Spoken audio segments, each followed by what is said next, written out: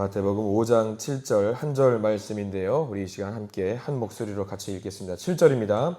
긍휼히 여기는 자는 복이 있나니 그들이 긍휼히 여김을 받을 것이며. 한 번 더 읽습니다.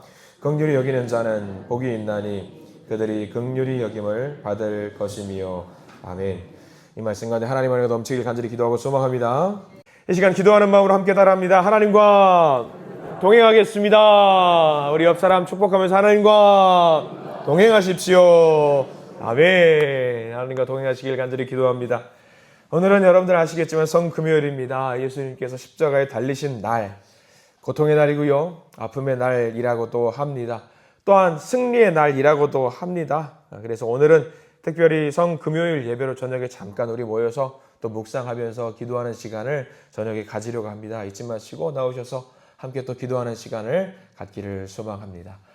오늘은 우리 예수님께서 하신 말씀 중에 팔복 그 5번째 시간, 긍휼히 여기는 자는 복이 있나니 그들이 긍휼히 여김을 받을 것임이요, 이 말씀 가지고 은혜를 나누려고 합니다. 긍휼이라는 이 단어가 참 놀라운 힘이 있는 것 같더라고요. 어떤 권사님 부부가 계셨습니다. 한 번은 교회에 오실 때 떨어져서 오세요. 여러분들은 부부지간에 교회 오실 때 어떻게 오시는지 모르겠습니다. 저 멀리서 권사님이 교회 앞에서, 목사님께서 교회 앞에서 기다리고 계시는 성도님도 오시는 걸 보는데, 이 권사님 부부는 저 멀리서 오는데 두 분이서 같이 오지 않으시고 멀찌감히 떨어져 오세요. 한 남자분이 먼저 오시고 한 50m쯤 떨어져 가지고 따라오시는 거예요. 근데 항상 그러는 것도 아니고 매번 그러셔요. 그 예배당에 들어오셔도 부부인데 꼭 떨어져 앉으세요. 우리 교회 성도님들처럼. 떨어져 앉으세요. 이 사이 같이 식사도 안 하세요. 나란히 식사도 안 하시고. 근데 부부예요. 갈 때도 떨어져 가세요. 왜 그러신지 모르겠어요. 우리 교회 말고요, 다른 교회 이야기입니다. 목사님 이상하게 보이셨는지 그 여자 권사님과 그런 대화를 나눕니다. 권사님, 왜 부부인데 같이 안 가시고 떨어져 다니세요? 그랬더니 여자 권사님이 한참 말씀 보따리를 꺼내시는데, 무슨 말씀 보따리냐? 남편 험담을 하는 겁니다. 아유, 우리 남편이 이게 문제고 저게 문제고, 그런 험한 이야기를 하고 또 집으로 가는 겁니다. 근데 어느 날 이상해요. 두 분이 같이 오세요. 같이 오는 것도 이상한데 손잡고 같이 오시는 거예요. 한 자리에 앉아서 같이 예배를 드리고 식사도 같이 하시고 온 성도가 놀랍니다. 예배를 끝날 때 갈 때도 다정하게 딱 붙어가지고 손잡고 집으로 가시는 겁니다. 아유, 어쩌다가 한 주 그러는가 보다 싶어가지고 하는데 매주마다 그렇게 하셔요. 목사님이 또 이상한 거예요. 떨어져 가는 것도 이상하고 같이 가는 것도 이상한 거예요. 그래서 물어봤습니다. 권사님, 오늘 무슨 좋은 일 있어요? 요즘 좋은 일 있어요? 아니요, 좋은 일 하나도 없어요. 아니, 오늘 박 권사님이랑 손도 잡고 오시고 왜 그러셔요? 아니, 남사스럽게 뭐 그런 걸 이야기해요. 부부가 손잡을 수도 있지요. 그러면서 말씀하시는 겁니다. 한 2주쯤 전이었나? 남편이 피곤해서 집에 왔어요. 씻고 식사를 하고 남편이 먼저 골아 떨어졌는데, 어찌나 피곤한지 코를 신나게 고는 거예요.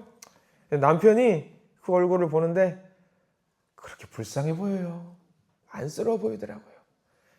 젊은 시절에는 멋졌고 체격도 좋고 고집도 있고 그랬는데, 카리스마도 있었는데 지금은 꼬부라져가지고 저렇게, 언제 저렇게 쪼그라들었는지 주름도 있고 힘겨워 보이고 끙끙대는 모습 보니까 불쌍해 보이더라고요.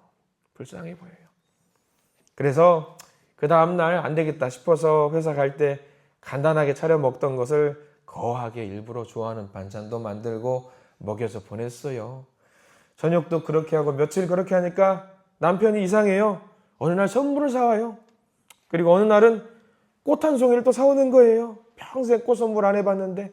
주말에는 예배 끝나고 영화 보러 가재요. 그래서 어느 날부터 그렇게 남편과 손잡고 걸어 다니게 되었어요. 그 말씀을 하시더라는 겁니다. 그 시작이 뭐냐? 불쌍히 여기는 마음이었어요. 불쌍히 여기는 마음. 긍휼히 여기는 마음이죠. 별거 아닌 것 같지만 그 긍휼이라는 단어, 불쌍히 여긴다라는 그 단어가 놀라운 능력이 있더라는 거죠. 긍휼히 여기는 자가 누릴 수 있는 복이 분명히 있다라는 것도 오늘 성경 말씀에서 우리에게 해주고 있습니다. 긍휼히 여기다. 긍휼히 여기다. 불쌍히 여기다잖아요. 이 말씀이 오늘 우리가 말씀에는 마태복음 신약성서에 쓰여 있어요. 근데 이 말씀이 신약성서에 있는 단어 엘레오스라는 단어인데 그냥 긍휼히 여기다예요. 근데 이게 신약성서가 아니라 구약성서의 단어로 가져오면은 좀 독특한 의미가 되더랍니다. 여러분들이 아실 법한 단어예요. 라함이라는 단어거든요. 히브리어로. 왜 아시는 단어냐? 베들레헴이라는 단어에서 베들레헴이라는 단어가 같은 말이에요. 라함이라고 해서. 아, 그게 무슨 말일까? 찾아봤더니 엄마의 자궁을 의미합니다. 엄마의 자궁.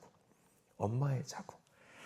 엄마는요, 자궁에서 그 아이를 10개월 동안 품고 지켜내고 아프고 힘들고 불편하고 입덧 나고 굉장히 어려운 상황 속에서 버텨내시는 분들, 엄마지요. 사랑하니까 긍휼하는 마음으로 내 아이를 지켜내는 거죠.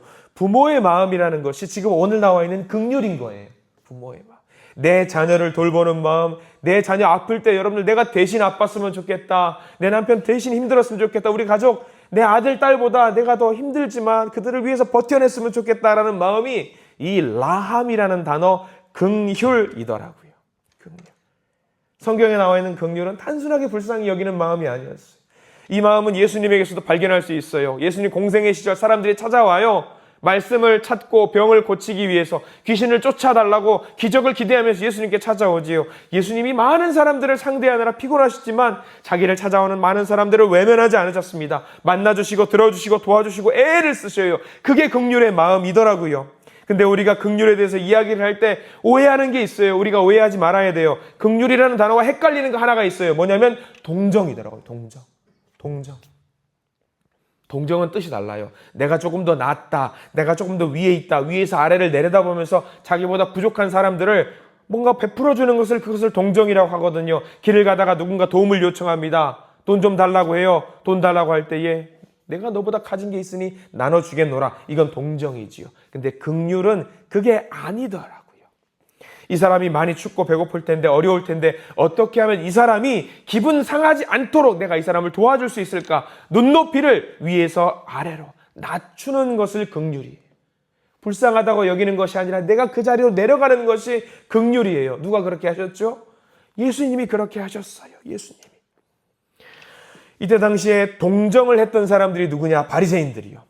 구제사업 많이 했어요. 금식을 했어요. 돈 모아가지고 어려운 사람들을 도와줬어요. 어떤 마음으로? 내가 위에서 너를 지켜보고 있노라. 그런 마음으로 했지요. 예수님은 그들을 질책했어요. 그거 아니다. 그렇게 해서는 안 된다.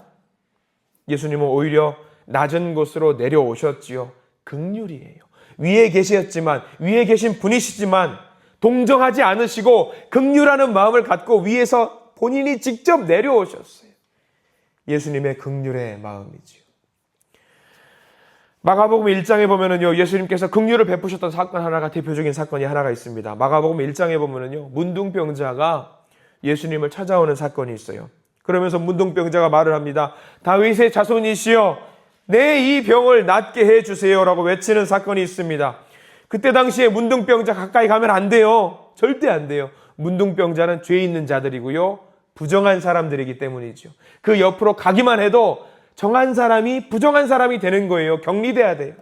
그러면 여러분들 그 사람들 도와주고자 그 사람 옆에 갈 수 있어요? 나도 부정한 사람이 되는데, 나도 굳이 죄인이 되는데 그 자리까지 뭐하러 내려가요? 불편해요. 곤란해요. 나도 격리돼야 돼요. 원하지 않아요. 근데 예수님 어떻게 하셔요? 직접 가셔요. 마가복음 1장 41절에 이런 말씀이 있어요. 제가 읽어드리겠습니다. 예수께서 불쌍히 여기사 손을 내밀어 그에게 대시며 이르시되 내가 원하노니 깨끗함을 받으라. 이 말씀 잘 보십시오. 예수께서 불쌍히 여기사 손을 내밀어 그에게 대시며예요. 대시며. 예수님께서 병 고치는 방법, 만져야지만이 꼭 병이 나아요? 아니죠. 말씀만 하셔도 됩니다. 문둥병자들 앞에서 말씀만 하시면 돼요. 네 병이 고침을 받을지어다 말씀만 하면 돼요. 근데 예수님께서 그렇게 안 하셔요. 불쌍히 여기사 어떻게 하셔요? 손을 뻗어서 문둥병자의 환부를 직접 만지시는 거예요. 손을 대시는 거예요. 그렇게 되면 예수님 어떻게 돼요? 그 당시 사회 통념상 부정한 사람이 되는 거예요. 근데 예수님 그렇게 생각 안 하세요. 만약에 멀리서 말로만 했으면 동정이었겠죠. 아니요. 예수님 직접 그 자리까지 가시는 거예요. 만지시는 거예요. 긍휼이지요. 긍휼이요. 왜 그랬을까? 문둥병자는 그 병에 걸린 이후로 누구도 만날 수도 없고 만질 수도 없고 안아줄 수도 없고 뭐가 그리웠을까?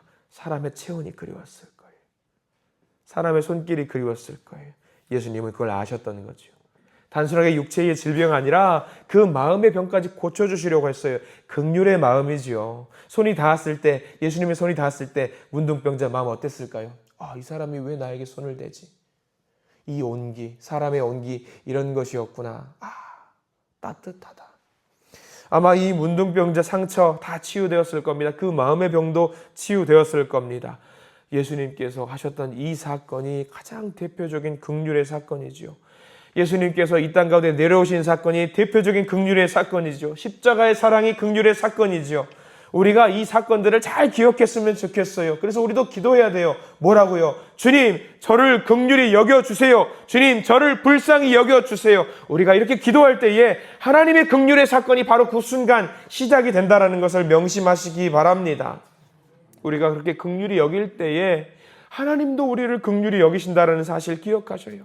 우리도 누군가를 긍휼히 여겨야 됩니다. 그 자리에 하나님의 기적이 시작됩니다. 하나님의 치유가 시작되고요. 하나님의 구원의 역사가 시작이 되는 겁니다. 그래서 긍휼이 그만큼 중요한 겁니다.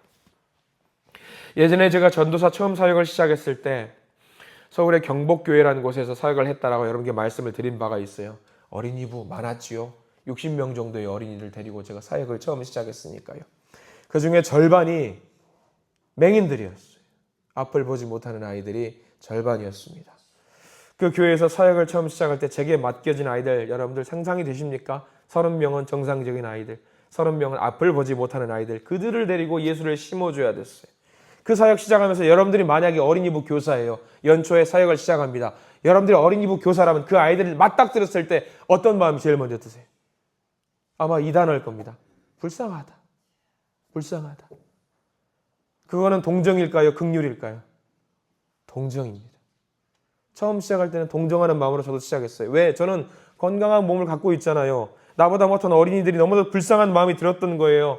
동정하는 마음으로 시작합니다. 그 선생님들 전부 다 동정하는 마음으로 시작했을까요? 아니요. 저만 동정했었어요.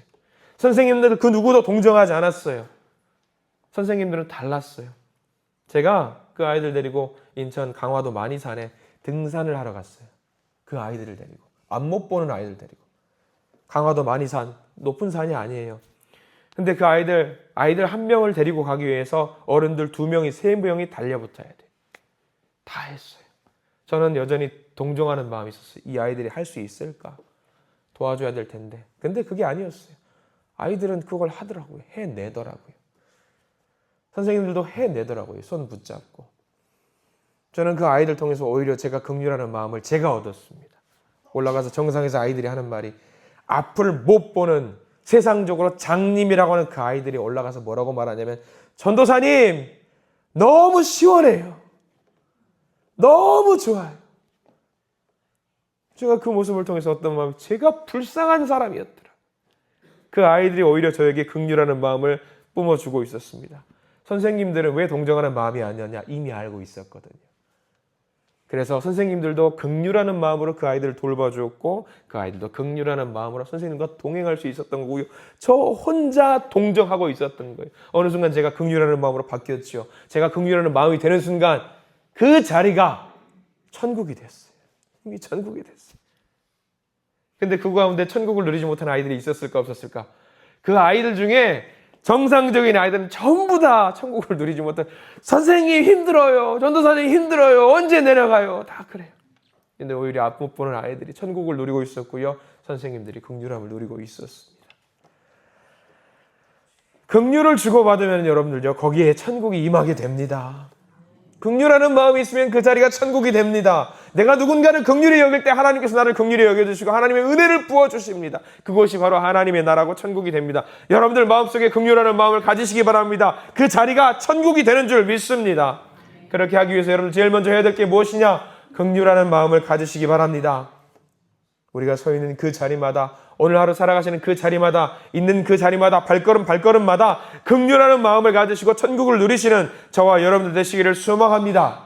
오늘 말씀 의지하십시오. 긍휼히 여기는 자는 복이 있나니 그들이 긍휼히 여김을 받을 것이며 긍휼히 여기셔서 긍휼히 여김을 받는 저와 여러분들 천국을 누리시는 저와 여러분들 되시기를 간절히 축원합니다. 기도하겠습니다. 자비로우신 하나님 오늘 우리는 긍휼히 여기는 자를 향한 복의 말씀을 얻게 됩니다. 때로는 다른 사람의 연약함보다 잘못을 먼저 볼 때가 있고요.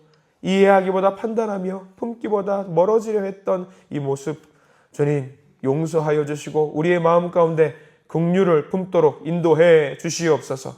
우리가 받은 긍휼을 삶 속에서 흘려보내는 사람들이 되게 하시고 상처받은 이들을 외면하지 않게 하시며 용서하기 어려운 순간에도 주님의 마음으로 용서할 수 있도록 주님 저희들 품어 주시옵소서.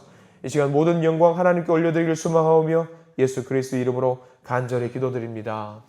아멘.